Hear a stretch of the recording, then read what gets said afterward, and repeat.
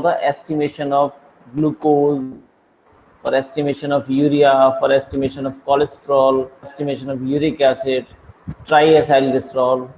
Okay, so these are uh, analytical uses, analytical application reagent, as well as application in RDT. RDT में आपने restriction endonuclease, इसके बारे में आपने बताया था आप लोगों ने EcoR1, HinD3, BAMH1.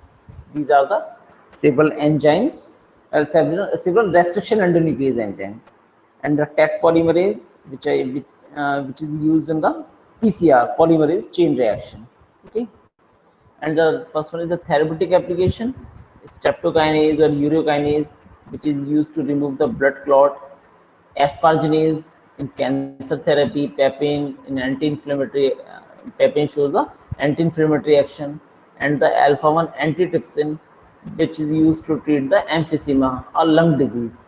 Okay, and the some several pancreatic enzymes, trypsin, lipases for digestion in the pancreatic disease. Okay, तो कुछ एंजाइम ना सिरप भी आते हैं, कुछ एंजाइम्स के जो डाइजेस्टिव एंजाइम्स के, वो किसी का कोई अगर स्टमक कोई प्रॉब्लम है तो सिरप भी आते हैं कुछ एंजाइम्स के. Okay, so these are the uses of enzymes. Then enzyme profile, enzyme pattern in different disease. ये क्वेश्चन बिल्कुल इम्पोर्टेंट है, एग्जाम में आता है और अलग अलग तरीके से आता है. हो सकता है कभी आपको पूरे जो है सारे एंजाइम्स के बारे में पूछे जाए, ओवरऑल करके discuss about the diagnostic significance of enzyme estimation in various disease, या फिर आपको अलग अलग तरीके से ब्रेक करके भी, like first one is the myocardial infraction, enzyme uses in diagnostic use of enzyme in MI myocardial infraction. तो उसके लिए अलग अलग एंजाइम्स के बारे में भी आता है क्वेश्चन, और ओवरऑल भी आ सकता है. तो देखिए, समझाने के लिए तो आपको काफ़ी अलग अलग तरीके से चीज़ें एक्सप्लेन करेंगे. एग्जाम में अगर क्वेश्चन मान लीजिए 10 मार्क्स में अगर ओवरऑल आया हुआ है, तो आप एंजाइम के बारे में थोड़ा सा diagnostic significance of enzyme estimation के बारे में एक्सप्लेन करते हुए, और ये जो टेबल आपके U सत्यनारायण में दी हुई है, तो इसको बना के भी आपका काम हो सकता है. इस टेबल को भी आपने बना दिया तो आपके अगर 5 मार्क्स का क्वेश्चन है तो काम चल जाता है, कोई दिक्कत नहीं है. लेकिन अगर यही क्वेश्चन अगर 10 मार्क्स में या आया हुआ है, तो उसको आपको इस तरीके से रिप्रेजेंट करने के साथ साथ कुछ एडिशनल भी आपको देना पड़ेगा. Okay, so enzyme use in myocardial infraction, ये नेक्स्ट उसमें आएगा. Enzyme use in hepatic disease, liver disease. Liver disease के लिए एंजाइम होता है, one is the alanine transaminase and one is the aspartate transaminase. आपको इसके एंजाइम के दूसरे नाम भी बताए थे, एलेनिन ट्रांसएमिनेज और एस्पार्टेट ट्रांसएमिनेज के हमने. हाँ जी, कोई बताएगा? सर SGOT और SGPT. Very good. SGOT और SGPT के बारे में बताया था. इसके साथ साथ one is the gamma glutamyl ट्रांसपेप्टाइडेज, which is increase in the liver disease, so increase in the liver disease, alcoholic liver disease especially. And 5 nucleotides, which is elevated in hepatic cholestasis. So enzyme used in hepatic disease, ALT, AST, gamma GGT, and the 5 nucleotides, especially in these two transaminase, alanine transaminase and aspartate transaminase. Sir, good morning. This one SGPT, this one is the ALT, first one. First one जो है that is specific for the liver disease, SGPT और alanine transaminase. जबकि जो SGOT है वो cardiac disease में भी use होता है. Okay, and enzyme increase in the muscle disease, creatine kinase. Creatine kinase का जैसे हमने आपको बताया था, इसके आइसो एंजाइम्स के बारे में बताया था. आइसो एंजाइम्स पढ़े थे लास्ट क्लास में. हाँ जी, हेलो. लास्ट क्लास में आपको आइसो एंजाइम्स के बारे में बताया था. हाँ जी बच्चों. Yes sir. तो आइसो एंजाइम्स में उसमें हमने आपको बताया था कि B and M सब units, B for brain and for the muscles, तो उसमें आपको CPK2 जो है वो स्पेशली हार्ट डिजीज के लिए बताया था, और यहाँ पे आप देखा जिसमें था CPK-MB उसको बोलते थे, और creatine kinase in muscle disease CKMN, M for muscle, and the aldolase, serum aldolase, which is also a early marker for muscle disease, and the aspartate transaminase, which is significantly increase in muscle disease. While enzyme related with bone disease is alkaline phosphatase, which is increased in rickets and Paget disease. Rickets आपने पढ़ा था, rickets किस mineral की deficiency की वजह से हो रहा था? Rickets sir vitamin D, vitamin D तो हो गया मिनरल हो गया, और विटामिन डी विटामिन हो गया, और मिनरल हो गया कैल्शियम बेसिकली। ओके, कैल्शियम की कमी की वजह से हो रहा था ना calcium. Vitamin D helps to maintain the serum calcium level. तो विटामिन डी और कैल्शियम वाले जो आप पढ़ते हैं जो डिसऑर्डर्स, रिकेट्स, ऑस्टियोमलेशिया, ऑस्टियोपोरोसिस, ये सब आपने पढ़े हुए थे ना। मिनरल्स में भी पढ़ा होगा इन सब के बारे में, और विटामिन में भी हाँ पढ़ाया सर। गया था आपको, जो विटामिन डी जब आपको बताया गया था। Okay, and the enzyme in pancreatic disease serum amylase, which is increase in acute pancreatitis, and lipase, which is also increase in the acute pancreatitis, and the enzyme increase in prostate cancer, acid phosphatase, which is marker enzyme for the prostate cancer, and another is the prostate specific antigen PSA। इसका जो PSA के जो level check करते हैं उसको nanogram Ng, जैसे आपने बहुत सारे ब्लड शुगर का पैरामीटर देखते हैं तो आप पढ़ते हैं Mg/dl, मिलीग्राम पर डेसीलीटर। आप टोटल प्रोटीन का एस्टिमेशन, जब आपको टोटल प्रोटीन के लेवल के बारे में बताया था तो आपने पढ़ा था ग्राम पर डेसीलीटर। ओके, तो जो पीएसए का लेवल चेक करते हैं वो नैनोग्राम पर एमएल तक पीसीए का लेवल आता है। और अगर आपको यहाँ पे हमने जो डिफरेंट पैरामीटर्स, जैसे आपने Mg/dl, ग्राम पर डीएल, इन सब के बारे में बताया आपको पैरामीटर्स जो है, जैसे ब्लड शुगर के लिए Mg/dl यूज कर रहे थे, और प्रोटीन के लिए आपने ग्राम पर डेसीलीटर यूज किया। लेकिन एनजी एक्टिविटी को मेजर करने के लिए we don't go with the Mg/dl और ग्राम पर डीएल।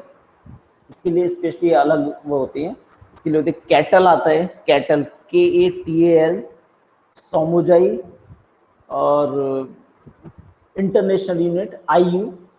तो एंजाइम की एक्टिविटी हम मेजर करते हैं इंटरनेशनल यूनिट, कैटल, सोमोजाई, इन यूनिट्स में जो है हम एंजाइम एक्टिविटी जो है मेजर करते हैं।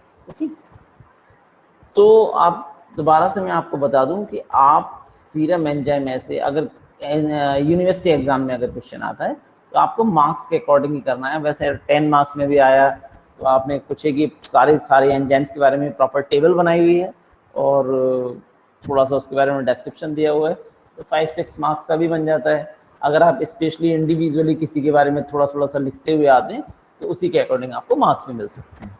ओके, ये हुई क्या?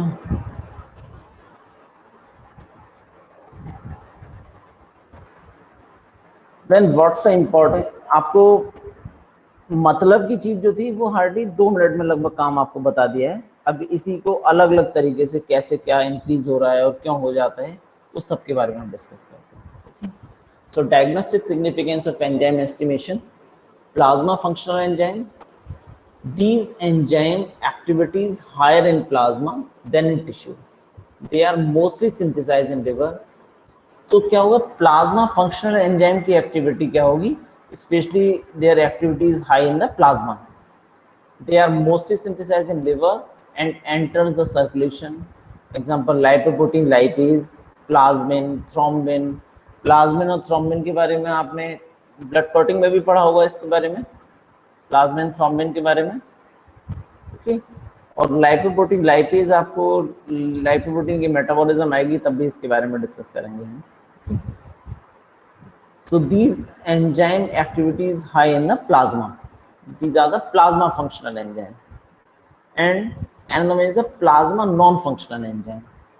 plasma non functional enzyme है तो these enzymes either totally absent or present at very low concentration in plasma compared to their level in tissue. तो हम अभी जो डिस्कस कर रहे थे, these are the plasma non functional enzyme. Notice कर लीजिएगा इस बात को, these are the plasma non functional enzyme, जो आपको अभी जो diagnostic significance of enzyme estimation में जिनके बारे में बताया, these are the plasma non functional enzyme. These enzymes are either totally absent or present at very low concentration in plasma compared to their level in tissue. जैसे आपने देखा, आपको बताया गया कि particular enzyme is specific for liver, particular enzyme is specific for the case of MI, myocardial infarction. तो basically होता क्या है कि इन एंजाइम की जो एक्टिविटी है, these are basically particularly specific for the liver, particularly for the heart. लेकिन अगर किन्हीं कंडीशंस में या तो हार्ट डैमेज हो रहा है या लिवर डैमेज हो रहा है, तो उसकी वजह से वो एंजाइम क्या होते हैं, वो निकल के बाहर प्लाज्मा या सीरम में आ जाते हैं. तो या तो वो ऑर्गन किसी तरीके से डैमेज हो रहा है, ऑर्गन या टिश्यू, या फिर क्या हो रहा है, उन एंजाइम की सिंथेसिस जो है उनका ओवर प्रोडक्शन हो गया, टिश्यू में नेक्रोसिस हो गई.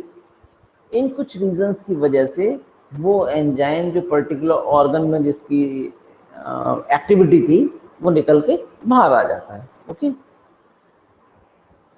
आई बात समझ में? नहीं आई? हाँ जी. Yes sir. तो जनरली ये एंजाइम जो है पर्टिकुलर ऑर्गन में ही एक्टिव रहता है, लेकिन अगर वो ऑर्गन किसी भी तरीके से डैमेज हो रहा है या उन एंजाइम की एक्टिविटी इंक्रीज हो रही है, उस कंडीशन में वो निकल के बाहर आ जाता है. जैसे कोई बकेट है, अगर किसी बकेट में पानी कितने भी दिन रखा रहे तो वो निकल के बाहर तो नहीं आ रहा, लेकिन अगर बकेट में कोई होल हो जाए, छोटा सा भी होल हो जाएगा, तो क्या होगा, वो निकल के बाहर आने लगेगा. अगर छोटा सा होल है तो निकलने में टाइम लगेगा. आप थोड़ा इमेजिन करके देखिए, तो उसकी वैल्यू बाहर जो है पानी बहुत कम नजर आ रहा होगा. लेकिन अगर बकेट में थोड़ा ज्यादा बड़ा होल होगा तो पानी ज्यादा निकल के बाहर आ जाएगा. उसी की वजह से क्या होगा, उस पर्टिकुलर एंजाइम का लेवल इंक्रीज हो जाएगा. Okay, then the secretory enzyme. Secretory enzyme, हाँ बोलिए. हाँ सर, ये कैसे पता चलेगा कौन सा स्पेसिफिक है, कौन सा नॉन स्पेसिफिक है? जैसे अगर हम एग्जांपल ले लें लाइपेज, तो लाइपेज अगर स्पेसिफिक में भी आता है और नॉन स्पेसिफिक में, तो हम उसको डिफरेंशिएट किस तरीके से करेंगे? देखिए, उसके लिए जैसे आपको अभी मैंने आइसो एंजाइम्स के बारे में बताया था. आइसो एंजाइम्स बताए थे प्रीवियस क्लास में. Yes sir. अब सीपीके था, तो सीपीके का अगर आइसो एंजाइम था, देखिए सीपीके रिलेटेड था मसल डिजीज से भी रिलेटेड था और हार्ट डिजीज से भी रिलेटेड था. तो दोनों के सभी के ना मेथड्स और उसके बेसिस पे सब अलग अलग हो जाता है, डिफरेंशिएट हो जाता है. और हम जो मेथड्स यूज कर रहे होते हैं, जैसे आपको वो बताया था कि particular biochemical parameter use estimate करने के लिए, जैसे ग्लूकोज का एस्टिमेशन करना है हमें, तो हम यूज करते हैं ग्लूकोज ऑक्सीडेज और ऑक्सीडेज मेथड, तो वो जीओडी पीओडी मेथड हो गया. कोलेस्ट्रॉल का एस्टिमेशन करना है तो उसी से रिलेटेड एंजाइम या हम जो प्रोसीजर फॉलो कर रहे हैं वो उसी के लिए स्पेसिफिक हो जाता है. हम जिसको एस्टिमेशन कर रहे हैं उसी की बेसिस पे वो स्पेसिफिक हो जाता है. ओके, तो जनरली एंजाइम स्पेसिफिक या नॉन स्पेसिफिक हो सकते हैं? ऐसा हो भी सकता है. और एक बात ये भी होती है कि डॉक्टर कभी भी, कोई भी क्लिनिशियन, मतलब एक तरीके से नहीं, ऐसा नहीं बोलते कि हमेशा आपको, अगर आप कभी कोई बीमार हुए तो एक टेस्ट कराया, केवल 4 5 6 टेस्ट कराए होते हैं. उन 4 5 6 में से क्लिनिकली कोरिलेट हो जाता है कि अगर ये पैरामीटर बढ़ा हुआ है तो इसके साथ में दूसरा पैरामीटर बढ़ा हुआ होगा, तभी ये मेक श्योर करेगा कि इस पेशेंट को ये कॉम्प्लिकेशन है. एक के साथ में अगर कोई इसके साथ में दूसरा पैरामीटर भी इंक्रीज हो रहा है तो वही उसको स्पेसिफाई करेगा कि इस पेशेंट को ये कॉम्प्लिकेशन है. और अगर केवल एक ही पैरामीटर किसी वजह से बढ़ा हुआ आ रहा है तो ऐसा भी हो सकता है कि कोई और रीजन भी हो, कोई और रीजन प्राइमरी सेकेंडरी, या फिर कभी कभी ऐसा भी होता है देखिए जैसे लैब में टेस्ट हो रहे होते हैं, ऐसा बहुत सारी जगह ये प्रॉब्लम आती है क्वालिटी कंट्रोल में कि पेशेंट की रिपोर्टिंग प्रॉपर नहीं हुई और रिपोर्टिंग जो भी रिपोर्ट आई है लैब से वो गलत होके आ गई। अब वो डॉक्टर उस टाइम पे जो ठीक ठाक से होते हैं वो तो उसको आइडेंटिफाई कर पा रहे हैं कि ये इन्होंने कहीं ना कहीं इनके यहाँ से कोई ना कोई गड़बड़ हुई है, क्योंकि अगर ये पैरामीटर बढ़ा हुआ है, ये दोनों बड़े हुए हैं, तो फिर जो है ये वाला भी बढ़ा हुआ होना चाहिए। तो इसीलिए आपने नोटिस किया हो कभी हमेशा ऐसा नहीं होता कि इंडिविजुअली एक टेस्ट ही बोला, उसके साथ साथ दो चार कुछ और चीजें कराते हुए चलते हैं जिससे कि प्रॉपरली आप डायग्नोज कर पाए कि पेशेंट को क्या कॉम्प्लिकेशन है। Okay, thank you sir. Then the secretory enzymes. Secretory enzymes, these are the digestive enzyme of GIT, all the other plasma enzymes associated with metabolism of cell. Cell के metabolism में जैसे आपने glycolysis, TCA cycle इस तरीके से पढ़ा, are the constitutive enzymes LDH, CPK, transaminase, acid and alkaline phosphatase. तो जो आपको अभी बताया था कि अगर पर्टिकुलर किसी ऑर्गन में कोई एंजाइम प्रेजेंट है, एंजाइम या उसका आइसो एंजाइम, और उसके लेवल प्लाज्मा में या तो एब्सेंट है और वो प्लाज्मा में एब्सेंट है या फिर बहुत माइनर कंसंट्रेशन में प्रेजेंट है, तो वो स्पेशली इसको कैटेगरी यूजफुल है कि पर्टिकुलर पेशेंट को ये कॉम्प्लिकेशन है। So the normal serum level of an enzyme which indicates the balance between its synthesis and release in the routine turnover. Normal serum level है तो उसका रूटीन टर्नओवर, उसका synthesis, release सब कुछ normal चल रहा है। द रेज्ड एंजाइम लेवल, अगर एंजाइम का लेवल इंक्रीज हो रहा है, the raised enzyme level could be due to the cellular damage, proliferation of cells, increased rate of cell turnover, increased synthesis of enzymes, or increased permeability of cell. These are the several causes in which enzyme level are increased. Cellular damage, cell damage हो रही है, cell का proliferation of cell, जैसे proliferation of cell बहुत ज़्यादा हो रहा है, increased rate of cell turnover, increased synthesis of enzyme, and the increased permeability of cell. In such of these conditions, enzyme level will be increased. Okay.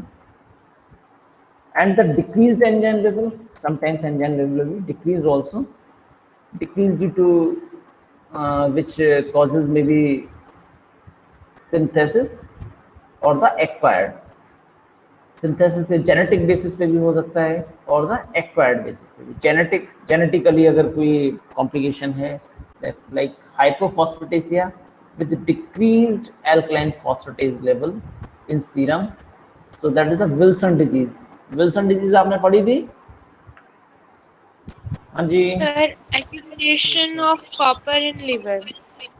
हाँ जी, तो आपने मिनरल में आपने विल्सन डिजीज के बारे में पढ़ा होगा। In Wilson disease decrease ceruloplasmin, okay, and the some acquired क्या हो रहा है, किसी और कॉम्प्लिकेशन की वजह से वो हमने अपने आप ही गेन की हुई है कोई complication. In hepatitis decrease level of pseudocholinesterase, so genetic cause and the acquired cause. और the enzyme inhibition, enzyme activity is decreased by decreased pseudocholinesterase in insecticide poisoning।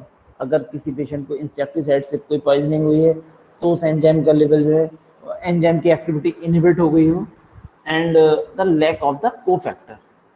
Cofactors क्या थे? हाँ जी, विटामिन B12 डेरिवेटिव। विटामिन, देखिए कुछ books में मैंने आपको उस टाइम पे भी बताया था, कुछ बुक्स में कोफैक्टर और कोएंजाइम एक साथ दिए हुए हैं, कोफैक्टर और कोएंजाइम्स एक साथ दिए हुए हैं, वो उसी में इंक्लूड करके दे दिए। तो बेसिकली ज़्यादातर जो कोएंजाइम्स हैं, these are generally vitamin B complex और देयर डेरिवेटिव्स। कोफैक्टर्स में बहुत सारे जो मेटल आयंस हैं वो स्पेशली कोफैक्टर्स में काउंट होते हैं। तो आपको दोनों ही तरीके से जो माइंड में आंसर सेट करके रखना चाहिए कि कभी कभी क्या होता है कि हम एग्जामिनर को सही बात बता रहे होते हैं अपनी तरफ से, लेकिन जिसने जो दिमाग में सेट कर रखा है, कभी आपने हो सकता है काफ़ी सारे वाइवा या प्रेजेंटेशन ऐसा दिया हो जिसने जो सेट कर रखा है, आप बेशक सही बता रहे हैं लेकिन आपकी बात को तब भी जो कोई डिनाई किया जा रहा है, कभी कभी ऐसा हो जाता है जिसने जिससे पढ़ रखा हो। ओके, तो coenzyme generally vitamin B complex और देयर डेरिवेटिव्स, और को फैक्टर में आपने सर्टेन मेटल आयंस के बारे में बताया था। तो okay, so release of enzyme from normal and disease or the traumatized cell.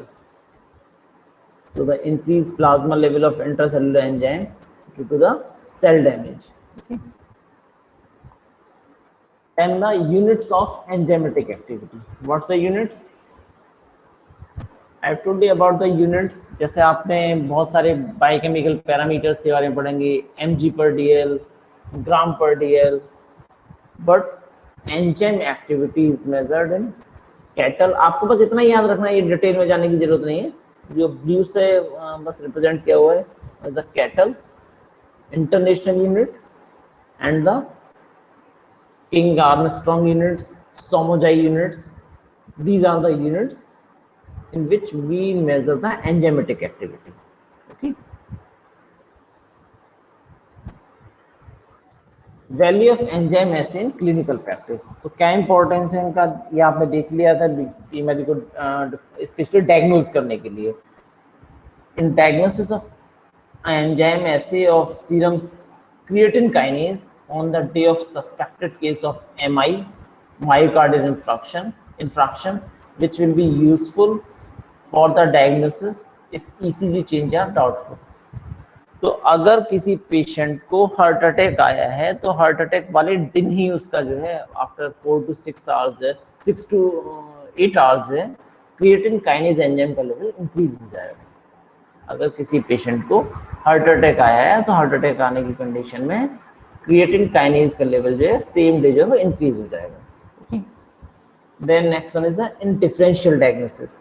Differential diagnosis in case of in MI, in myocardial infarction, SGOT and LDH.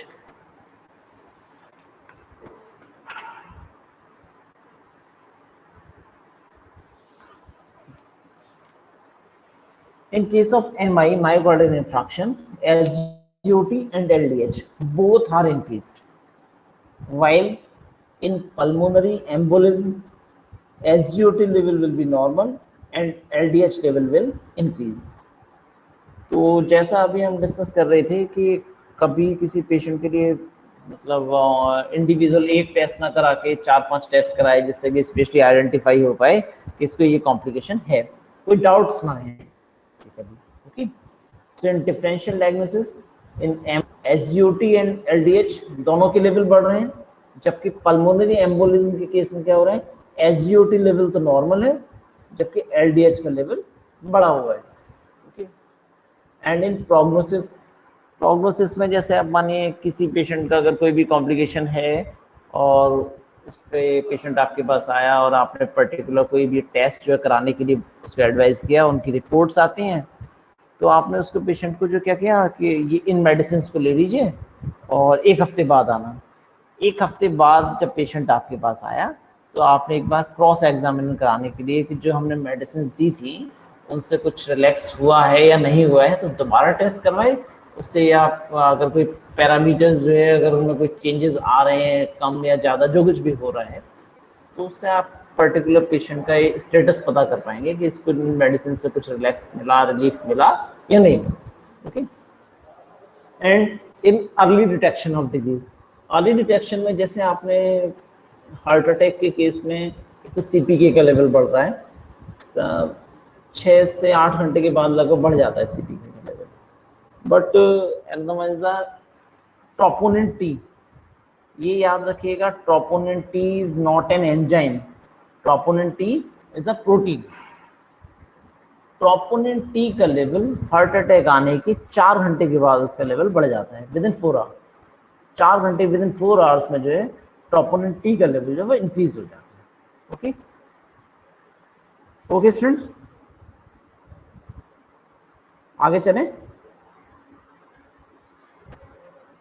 हाँ सर। तो enzyme in the myocardial infarction. Myocardial infarction, that is the loss of living heart muscles. In this, these enzyme level are increased. Creatine phosphokinase, aspartate transaminase जिसको हम AST और SGOT, serum glutamate, ऑक्सैलोएसीटेट transaminase, इनका थोड़ा सा नाम वाम आप full form पढ़ लीजिएगा, जिससे कि एग्जामिनर कभी कभी वाइवा में अलग अलग तरीके से पूछते हैं तो आपको परेशानी ना हो।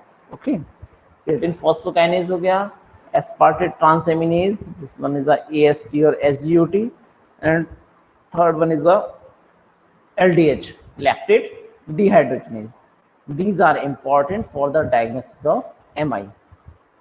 And another one is the troponin T. Troponin T आपको पता है, troponin T is not an enzyme, this is a protein. Okay.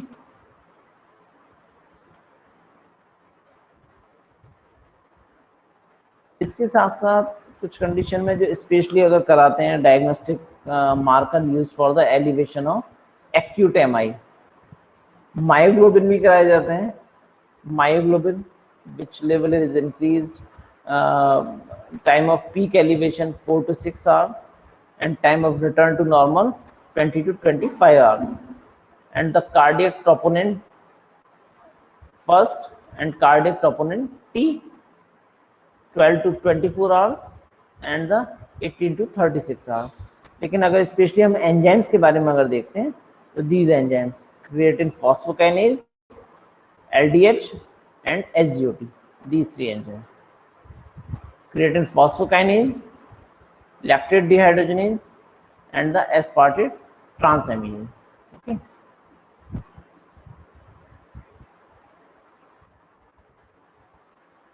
CPK, SGOT and LDH. LDH आपको हार्ट स्पेसिफिक कौन सा था बताइए? हाँ जी सर सीपीके स्पेसिफिक। सीपीके तो स्पेसिफिक, एलडीएच में कौन सा था? एलडीएच के 5 आइसो एंजाइम्स बताए थे ना आपको। हाँ सर LDH1 स्पेसिफिक होता है। LDH1 स्पेसिफिक होता है, जबकि LDH5 जो है that is specific for the कौन सी डिजीज के लिवर लिए? Disease, liver. लिवर। तो CPK its level is increased 6 to 18 hours and it attains its peak 24 to 30 hours and return to normal on second or third day, while the AST or SGOT, its levels increase after CPK and it attains its peak within 48 hours and return to normal fourth or 4 to 5th day, while the LDH1, that is heart specific, its level is increased on the second day after myocardial infarction and it get its peak third or fourth day and return to normal 10 to 15 days. तो examiner कभी कभी viva में या आपसे MCQs में भी इस तरीके के क्वेश्चन बन जाते हैं कि एलडीएच का लेवल आप देख रहे हैं कि वो सबसे ज्यादा सबसे बाद में तो इंक्रीज होना शुरू हुआ है और लास्ट तक जो है हार्ट अटैक आने की लगभग 15 दिन तक के बाद तक 10 to 15 डेज तक भी उसका लेवल जो है नॉर्मल आने में टाइम लगता है, इतना टाइम ले जाता है वो नॉर्मल होने में। ओके, जबकि सीपीके और एसजीओटी क्या हुआ, ये 3-4 दिन के बाद ही जो है इनके लेवल नॉर्मल होने लगते हैं। ओके,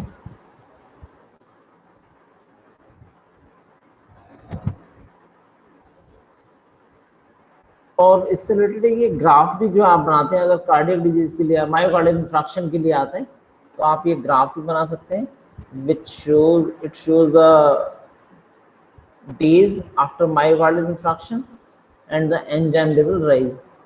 तो आप देखिए red one which shows the creatine kinase level and green which shows the aspartate transaminase or SGOT and blue which shows the LDH heart specific LDH1।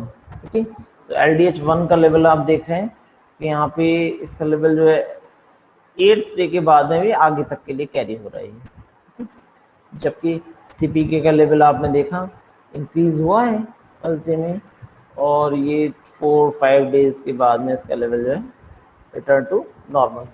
Exam में आता है, अगर मायोकार्डियल इंफ्राक्शन के केस में स्पेशली आता है, तो आप 3 एंजाइम और ये ग्राफ बना के आएंगे अगर 5 मार्क्स का क्वेश्चन आता है। अगर ग्राफ बनाया हुआ है तो 5 में से किसी को भी जो है 4 मार्क्स देने का मन कराएगा किसी भी एग्जामिनर को। ओके, ये आपको सब कुछ एक्सप्लेन कर ही दिया।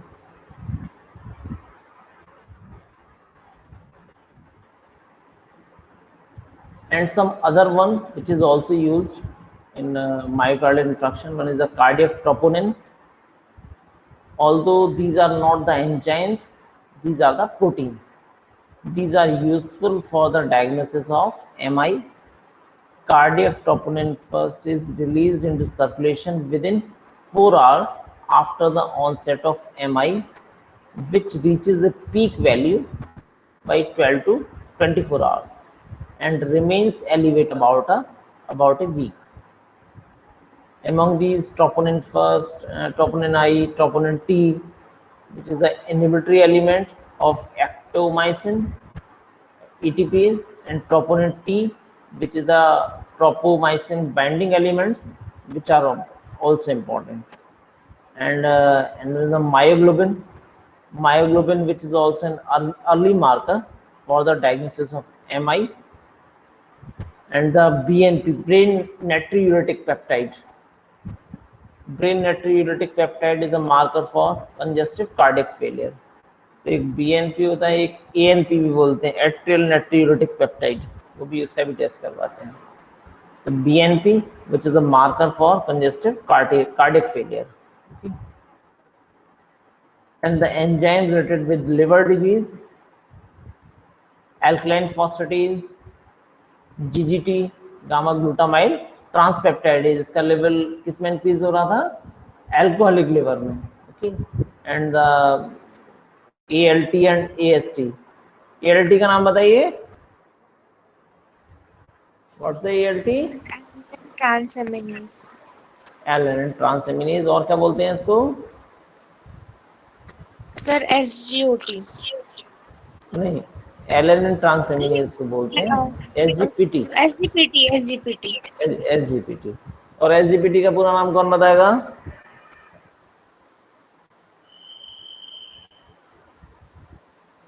What's the SGPT? Glutamate pyruvate transaminase. Serum glutamate pyruvate transaminase. Serum glutamate pyruvate transaminase. ठीक है, बहुत बढ़िया। So these are the liver enzymes. So liver disease like viral hepatitis, jaundice, toxic hepatitis, liver cirrhosis, hepatic necrosis, alcoholic liver. So these are the several liver disease. And enzymes AST, ALT, especially liver disease के लिए ना ALT ज़्यादातर, और cardiac disease के लिए AST, लेकिन दोनों ही test करवाते हैं, दोनों का लेवल भी कोरिलेट कर पाते हैं। And the GGT, alkaline phosphatase, 5 nucleotides, which level is increase in hepatitis and biliary obstruction. Okay.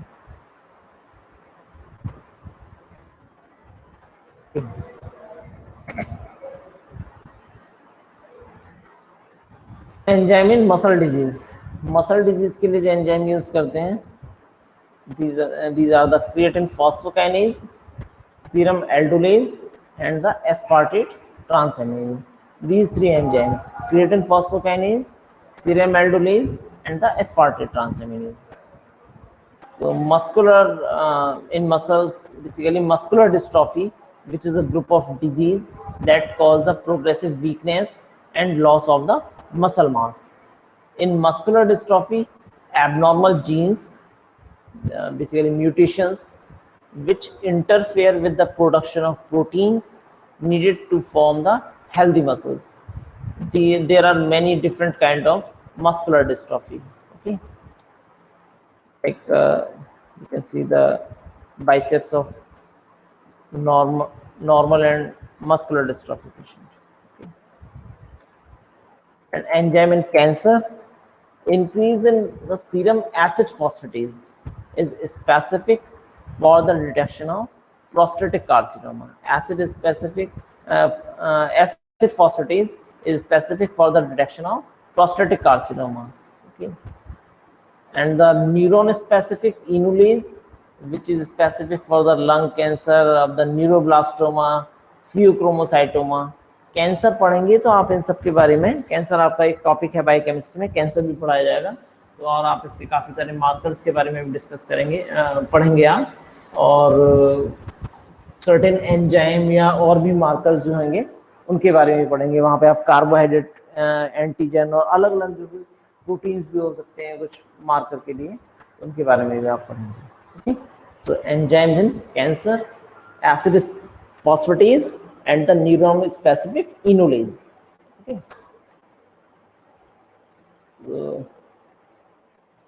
देखिए नॉर्मल वैल्यूज याद करना भी मुश्किल काम है एंजाइम्स की, और बाकी की तो पता होनी चाहिए आपको, लेकिन जितना कर सकता है वो अलग बात है, कौन कौन क्या क्या कर पाते हैं। तो आप थोड़ा बहुत, वैसे ही आपको इसमें बुक में भी दिया हुआ है रेफरेंसेस वैल्यू, आप देख सकते हैं, कर सकते हो तो ठीक है, और नहीं कर सकते तो कोई परेशानी नहीं है, कि वैसे बहुत ज़्यादा आता नहीं है, और ज़्यादातर जितनी भी रिपोर्ट्स आती हैं तो सभी में रेफरेंस वैल्यू साइड में दिया हुआ होता है।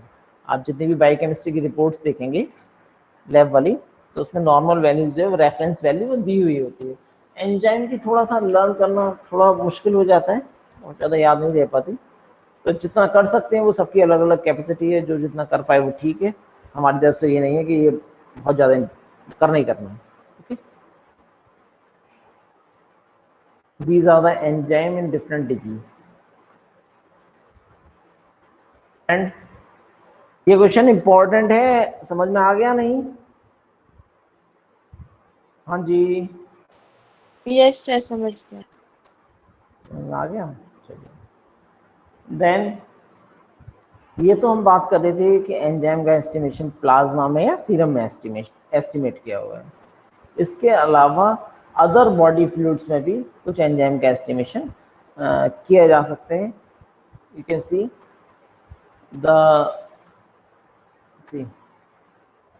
besides the serum plasma enzymes, enzyme estimation in other body fluids and tissue also have diagnostic importance. So you can see the urine.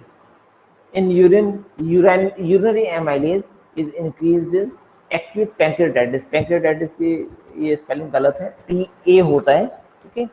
And the beta and acetyl galactosidase in urine is elevated in renal graft rejection.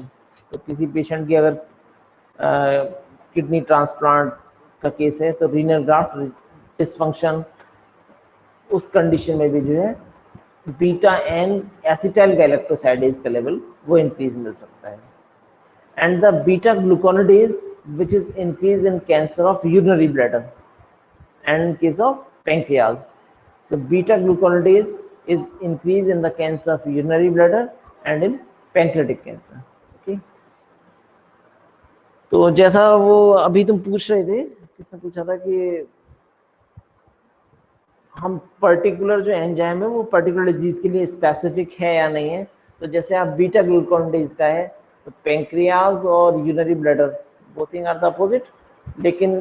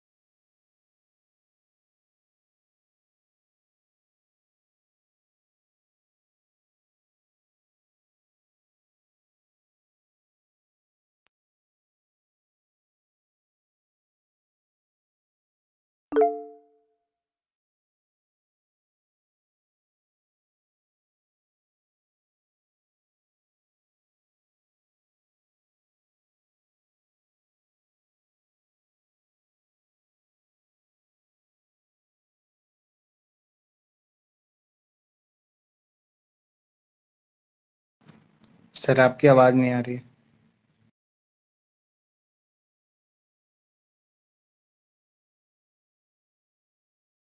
Sir offline जा चुके हैं इसलिए।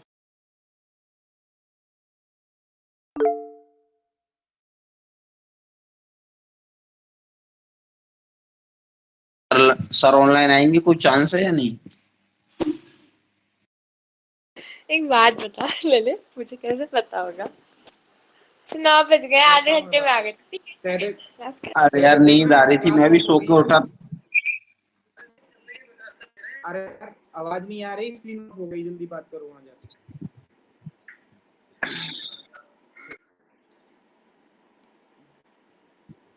जान भाई leave कर दें क्या? अरे नहीं, मैंने भेजा है, अभी 2 मिनट में पहुंच। अरे यार सुबह अभी सुबह सो के इतना उठा कौन यार। भगाता है? हाँ यार, आज ये चैप्टर खत्म बहुत कर सुबह देंगे, सुबह फिर उठाओ, मैं एक तो दो सो ही के पॉइंट पता चला क्लास। एंजाइम खत्म होने वाला है, इसलिए तो मैं आज क्लास में आया था यार।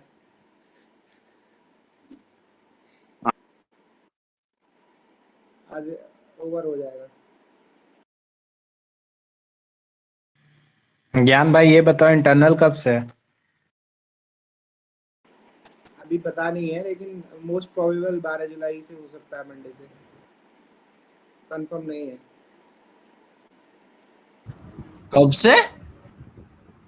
मंडे 12 जुलाई से। और इस बार कॉलेज चलेगा तो फिर बना थोड़ा दिन पे।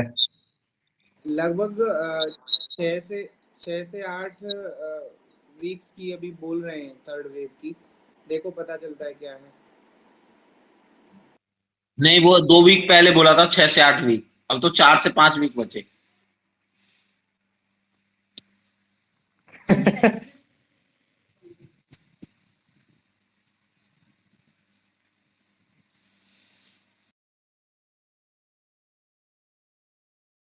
जैम ब्रेड दे।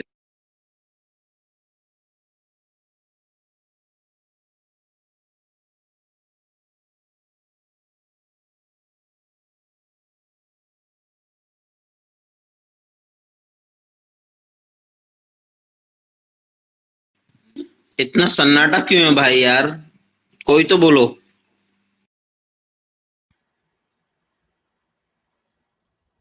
यार ब्रेकफास्ट इंटरनल्स भी के नहीं लिए कुछ किया बात यार। करो। 12 जुलाई तो बहुत ज्यादा जल्दी हो जाएगा। देख लेंगे, तू परेशान हो रही हो, सबके साथ ही होगा। बहुत ज्यादा बुरा हो जाएगा 12 जुलाई से हो गए तो।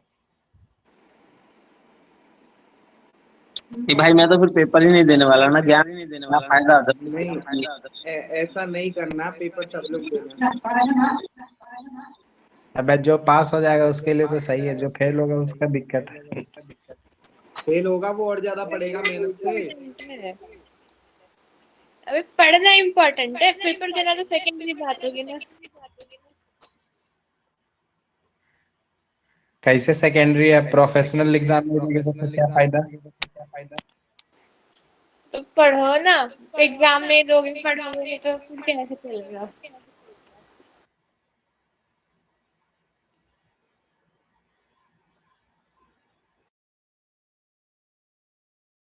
सर को नींद आ गई, सर को नींद। अब नहीं आने वाले। ठीक है, फिर मैं जाऊं, ब्रेकफास्ट में क्या बना है मैं इसमें देख के आऊं।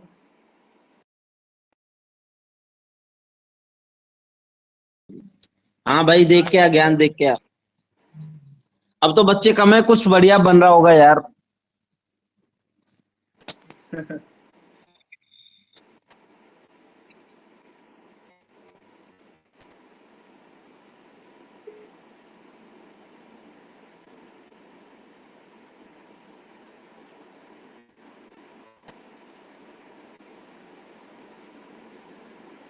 विवेक बोल रहा है वो टॉप करने वाला है, मेवाड़ा।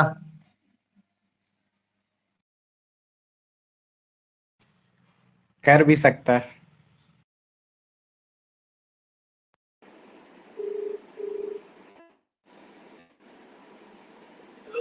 क्या रही?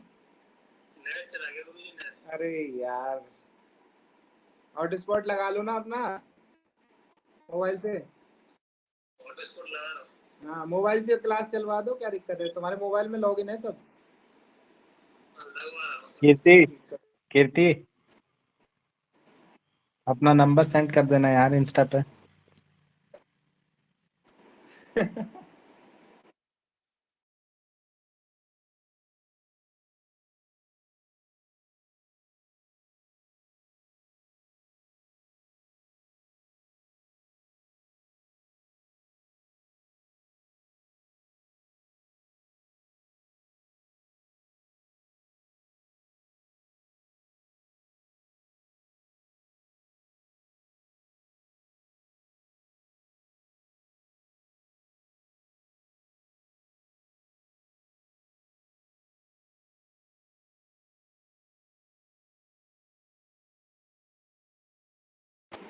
समझ में आ रहा है सबके बराबर बायोकेमिस्ट्री?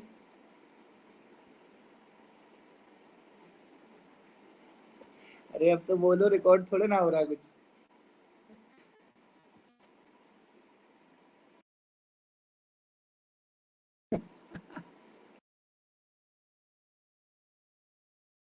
इसमें कोई रिकॉर्डिंग नहीं होती है, रिकॉर्डिंग बंद कर रखी है उन्होंने।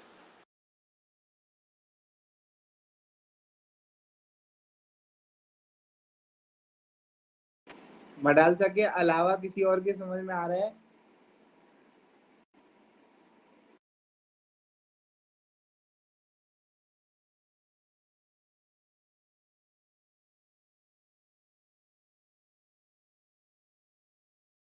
आपकी सनी, खामोशी को ना ललित, समझे या हाँ? मेरे अलावा ज्ञान, और कौन है, सृष्टि, ये मेरे अलावा इनको समझ रहा है, बाकियों का पता नहीं।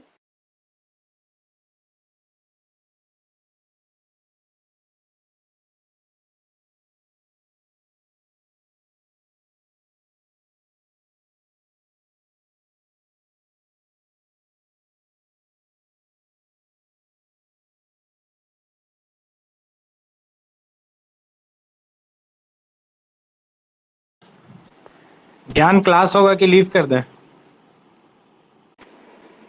यार नेटवर्क की प्रॉब्लम है, अगर नहीं आया नेटवर्क तो दिक्कत है, आ गया तो तक बैठे रहे तो बता दो। ये तो स्वेच्छा की बात है, छोड़ दो। कौन वो बोल रहा है तुमसे? अटेंडेंस तो हो ही गई तो।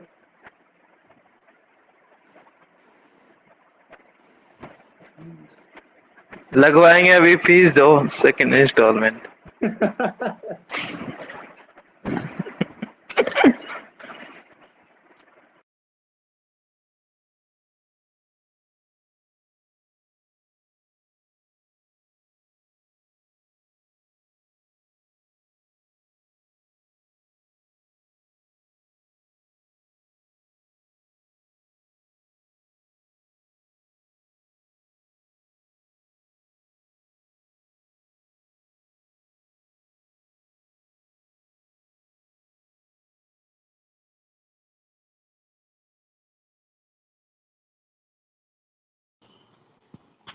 इस बार भी सेकंड इंस्टॉलमेंट देके घर नहीं ना लौटना है।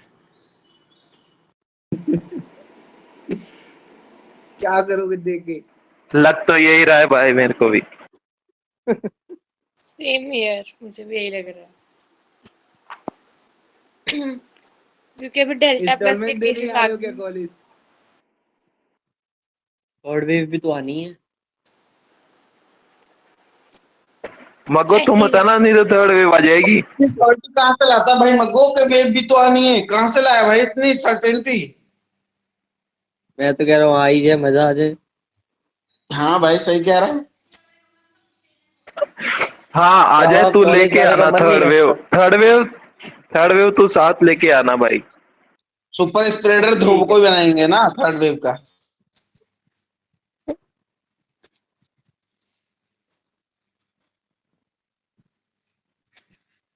आप लोग किस किस डेट को आ रहे हो सब? ज्ञान भाई, मैं तो 10 रिकॉर्डिंग तो को नहीं आऊंगा होती है भाई। ना इसमें? अरे भाई नहीं, अरे 10 नहीं को आऊंगा, होती। अगर पेपर 12 को तो 12 को आऊंगा। 15 को होगा तो मैं 15 को आऊंगा। अबे घर से और जो तैयारी हुआ ही ना तो करोगे? फिर वही ना, तो ना आएंगे और क्या। ये सब भाई 30 वाले कॉलेज पेपर की दिन आ बात चल जाएंगे, रही फिर है। 5 पे आ जाएंगे। कॉलेज की मैं तो बात चल घर रही, से ही कॉलेज पेपर नहीं देने आऊंगा आएंगे। भाई, घर से ही आ जाऊंगा पेपर देने, 2 घंटे पहुंच जाऊंगा। मैं भी घर से ही ऑनेस्टली आऊंगा, बताओ यार, मथुरा से। मजाक नहीं, ऑनेस्टली बताओ।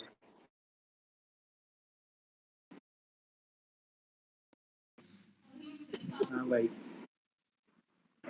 जिंदगी मजाक बन गई है साले। आ गए सब बॉयज गर्ल्स।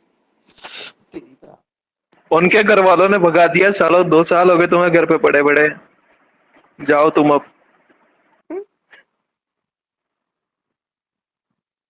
पार्क भी बन गया तुम लोगों का, जो बॉयज हॉस्टल था ना उसके सामने काम चल रहा है उस पे। यार फोटो भेज फिर। अभी भेजता हूँ ग्रुप हाँ, में। ध्रुव मग्गो को भेजना है यार, वहाँ पार्क में घूमेगा। ले यार, अबे कौन एक से वाले महीना में छूटा भाई, है। कौन से वाले बॉयज हॉस्टल के सामने? जिसमें आलू आलू थे। हाँ वो अभी मैं फोटो ग्राउंड भेज रहा हूँ पार्क ग्रुप में, को देखो। बनवा रहे हो? हाँ फील्ड ज्ञान भाई बनेगा फोटो, खेलने के लिए। हाँ भाई फोटो भेज देना। भेज दिया ग्रुप में आलू चेक कर आलू लेना। कहाँ से आएंगे फिर? अरे ये तो पीजी वाली बिल्डिंग रेडी हो गई? वो नहीं हुई यार अभी, अंडर हाँ। कंस्ट्रक्शन है उसमें। देखो मैंने भेज दिया ग्रुप में, चेक कर लेना। अबे ललित, कॉलेज जाना है, यहीं पे इंफॉर्मेशन सारा नहीं लेना है।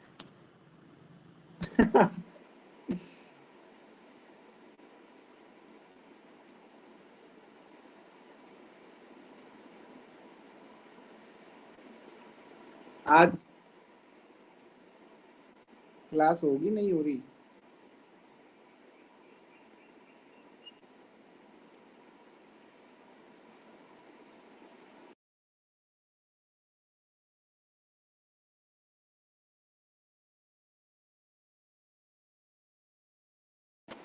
बहुत सारी टेबल है यार इस चैप्टर में, तो एंजाइम में मैंने आज ही देखा है। सबको याद हो गई ये टेबल? आप लोगों ने एक चीज नोटिस की है, सर के उसमें जो टेबल लिखी है वो एकदम लिखी रहती है। टेबल यहाँ तो ओ देखी भाई नहीं है। ज्ञान, ज्ञान एक बात ज्ञान बताओ, ये कौन सा, तो ये कौन भाई सा तो बुक उसने लगा रहे हो कि इतना डाउट आ रहा दूसरा है कुछ फिजियो में बोने के कर? लिए वो बनाया है भाई। हाँ क्या डाउट, क्या हो गया?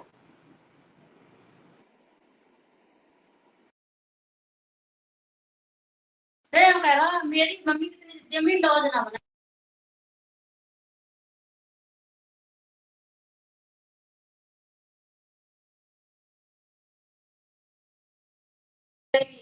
हेलो ज्ञान भाई, वो पार्क नहीं है, वो तो अभी खेती है ना, वो ग्राउंड है। अबे कंप्यूटराइज भी नहीं हुआ, लेवल काम कराओ उसे चालू हुआ पहले। है भाई। अच्छा मैंने कहा है सर ना तो, काम चालू हुआ है आज से। हाँ भाई डीएम सर बोल रहे थे ना कि अभी मिर्ची बोएंगे उसमें।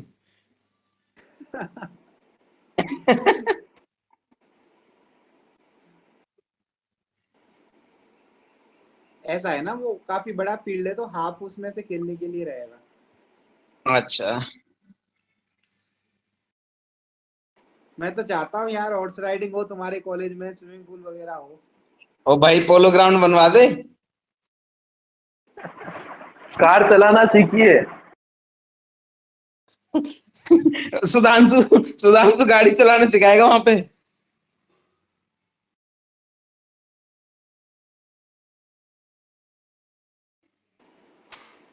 ये टेबल याद हो गई क्या किसी को यार? कोई तो बताओ। भाई कौन सी यहाँ पे टेबल? बोल नहीं रहा, एग्जाम में टॉप कर जाते हैं तुम लोग। बस बस हमें एक ही टेबल आती है, TABLE। अरे यार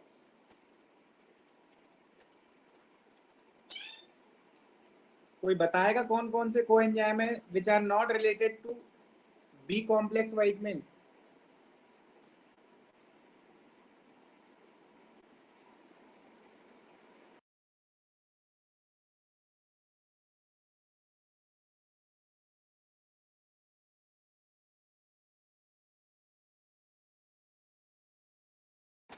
सबने लेफ्ट कर दिया क्या?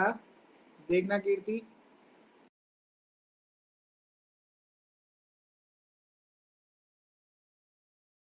ज्ञान दुखी मत हो भाई, टिंडर नहीं है, लेफ्ट कर देंगे कोई बात नहीं।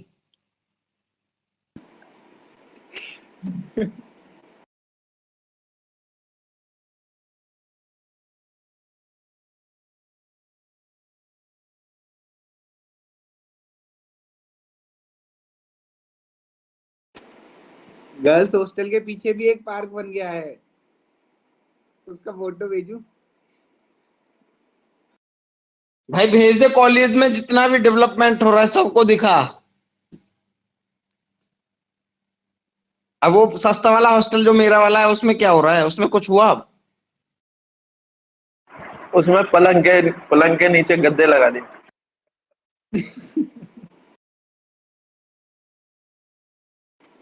सबसे अच्छा पार्क तो वही बनने वाला है भाई। वो जो नया हॉस्टल है वो सुना सुना जा रहा है स्टूडेंट की बजाय उसमें फैकल्टी और डॉक्टर्स रहा करेंगे।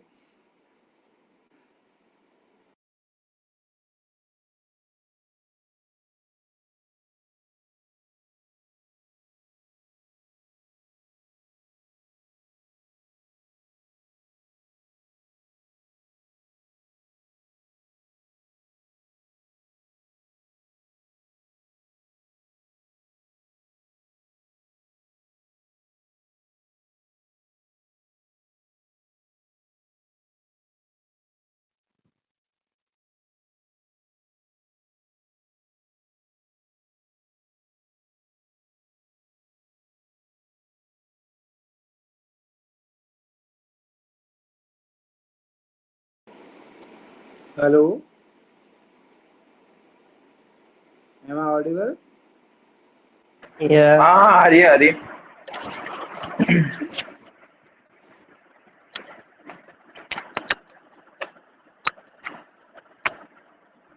यार गर्ल्स हॉस्टल के सामने बहुत अच्छी अच्छी जामुन लग रही है, मैं फोटो भी भेजा उस दिन।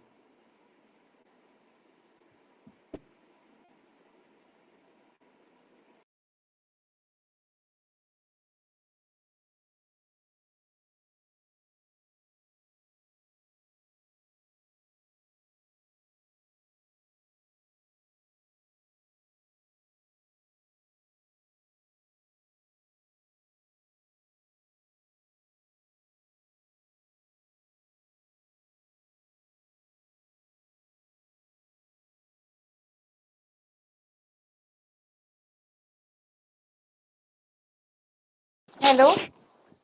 जो कोएंजाइम है जो विटामिन से नहीं बना है उसमें से पहला एटीपी, एडीपी, ये विटामिन के डेरिवेटिव नहीं है, फॉस्फेट ग्रुप से और बैक्टीरिया आर्किया और यूकेरिया में रहता है। फिर दूसरा एस एडेनोसिल मिथेनिन है, फिर कोएंजाइम बी, एम और क्यू है, यार फिर तुम कहाँ से देख के फॉस्फेट। पढ़ रही हो मॉडल का? मैंने गूगल पे ढूंढा है। ना ना यार गलत रहने दो, मत अभी पढ़ने की बातें ना करो। सीधी सी बात पूछी थी मैंने कि ऐसे कौन से कोएंजाइम है जो विटामिन बी कॉम्प्लेक्स से रिलेटेड है ही नहीं। तो ये कितना इजी विटामिन बी क्वेश्चन था। कॉम्प्लेक्स है ही नहीं। और एक डी नहीं, अल्का बी। अल्फा। डी का हाँ कॉम्प्लेक्स तो नहीं होता है। ये किसी भी विटामिन से रिलेटेड नहीं है ये।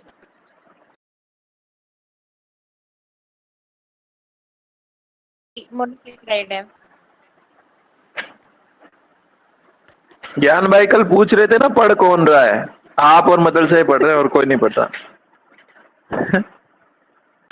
मैं नहीं पढ़ रहा भाई यार। सही बोल रहा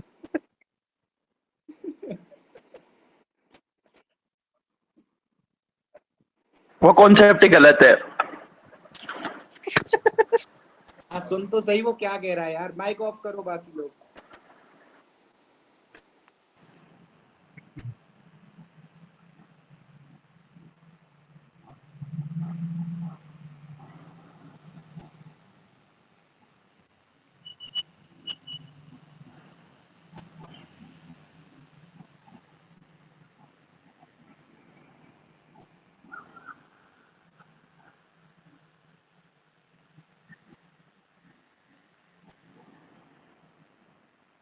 अबे अबे क्वेश्चन पढ़ रहा है कि तुम किताब पढ़ रहा है भाई? तो ये सब बातें ये सब बातें इंस्टा पे। क्वेश्चन तो वैसे जो मतलब एपोएंजाइम होता है वो प्रोटीन पार्ट होता है और एनएडीएच है जो विटामिन है। तो एपोएंजाइम जो रहेगा वो प्रोटीन पार्ट रहेगा और प्लस उसका जो कोफैक्टर या कोएंजाइम है वो एनएडीएच होता है। H plus. हाँ।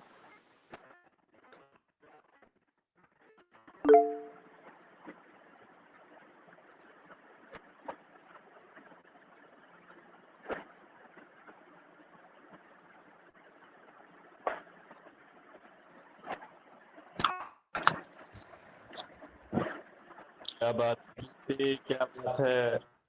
कीर्ति वो ये कौन से चैप्टर का है भाई? समझ गया। अच्छा हमें लगा अच्छा एंजाइम अच्छा। वाले चैप्टर में बात हो रही।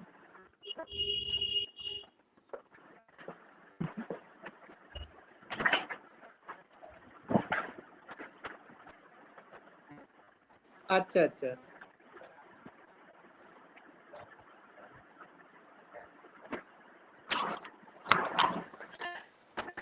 एच प्लस वो भी एक आंसर होगा।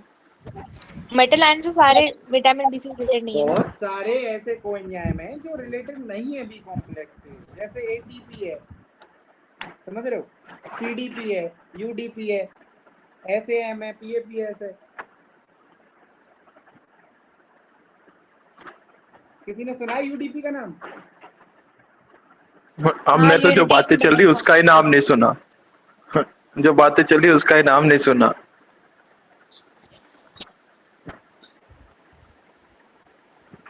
सुना है, बोलो। न्यूक्लियोटाइड मेटाबॉलिज्म में तो पढ़ा था कल परसों। Uridine diphosphate. Uridine diphosphate. Glycogen synthesis में आप पढ़ोगे मेटाबॉलिज्म के अंदर। भाई ज्ञान क्लास बच्चे आधे ही रह गए। ज्ञान भाई बच्चे आधे ही रह गए इसमें मैं क्या अपनी कर बातें सकता सुन हूँ? के। जिसको अटेंडेंस लगानी है वो अपनी बैठा बातें रहे। सुन के काहे की अटेंडेंस लग गई। मुझे तो अटेंडेंस अटेंडेंस का आगे डर है ना, प्रेजेंट। इसलिए मैं और है आपको अटेंडेंस का डर है तो फिर तो हमें फेल होने का डर है। सीधी बात बताऊं। यार आज पहली बार बायोकेमिस्ट्री की क्लास मन से कर रहा था कसम से पूरे लॉकडाउन में। आज ही ये हो गया। हमने तो तन मन धन सब खत्म कर दिया। कल से जब से न्यूज आई कीर्ति है राज सुबह तू ही से पढ़ा ले यार। कीर्ति तू ही अभी पढ़ा ले। अभी कहाँ से होगी क्लास? अभिनव भैया आप भी आ गए क्या?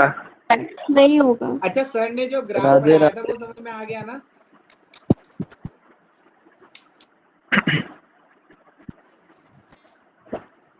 आगे भाई पूरा समझ में आएगा। हो चुकी है। भाई आज मैसेज आया है कि आगे क्लास नहीं होगी। ठीक है हाँ। आप लोग लीव कर सकते हैं। जिसको बातें करनी है वो अब बातें कर सकते हैं। बाकी जो पढ़ने वाले बच्चे हैं भाई वो आप लीव कर दें।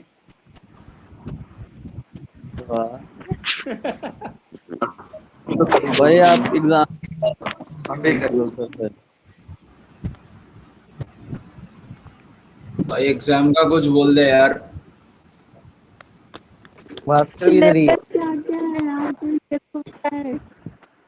We want postpone need चाहिए, postpone internals। अरे सिलेबस सब कुछ पोस्टपोन करवा दे। इंटरनल होके भी क्या ही फायदा। सब साले फेल करेंगे। भाई हमने पढ़ तो रखा नहीं तो फेल तो करेंगे ही भास्कर देख। यार तो टॉपर है भाई। भास्कर तूने फिर भी पढ़ रखा होगा। अबे ओए मैं तो तीनों में फेल होऊंगा पक्का देख। मेरे को घंटा कुछ समझ में नहीं आ रहा है क्लास में ये लोग क्या बोलते हैं नहीं दो बोलते साला। क्या एसजीओटी क्या एसजीपीटी तो साला ऑन रख के ही सो जाता हूँ। यही डेडिकेशन तो चाहिए। यार हम लोग तो एनाटॉमी में भी फेल हो गए थे यार। हाँ तो एनाटॉमी में कौन सा पास था? एक ही एग्जाम एनाटॉमी दिया में था कौन सा पास उसके बाद था? दिया तो नहीं। बस 19 आए थे। हाँ 19 आए थे बे। भाई हमने पीसीटी ही नहीं दिया। 12 आपके तो तारीख से 19 अगर आए तो इंटरनल है अब तो पढ़ना पड़ेगा। मैं निकलता हूँ तुम लोग बात करो।